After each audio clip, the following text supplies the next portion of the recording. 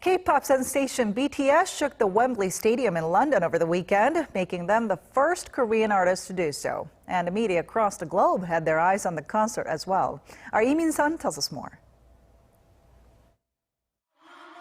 BTS's historic concerts at London's Wembley Stadium over the weekend have earned the group attention from all around the world. Being the first Korean artist to take to the stage at the iconic venue, the group performed to some 60,000 fans as part of their world tour.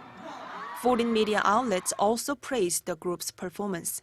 Right after the first of BTS's two sold-out concerts at the stadium, BBC wrote, "BTS have made history by becoming the first South Korean group to headline Wembley Stadium, the third UK show of BTS's career." BBC added that while unlike most Wembley headliners, BTS are not quite household names yet, their fan base is unusually devoted, highly mobilized, and growing daily. CNN also ran a lengthy feature to delve into how a boy band from South Korea became the biggest in the world. CNN compared BTS to legendary band The Beatles, but said the South Korean stars cracking the American market was perhaps an even greater achievement, noting that most of BTS's songs are in Korean and the group has only one fluent English speaker.